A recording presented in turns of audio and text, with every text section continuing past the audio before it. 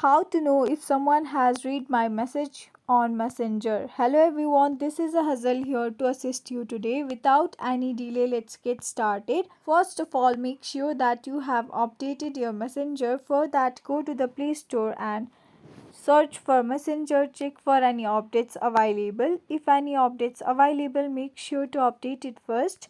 Then after, tap on open and log into your account. Go to the chat where you want to ensure that the person has read your message. You can simply ensure or know that the person has read your message, as here you can see below the message you will be able to see the person's profile picture, which ensure that they have read your message. So in this simple way you will be able to know that the person has read your message on Messenger. So thank you for watching. If you enjoyed this video, please like, subscribe and hit the bell for the updates. That's all for now and I'll catch you in the next one.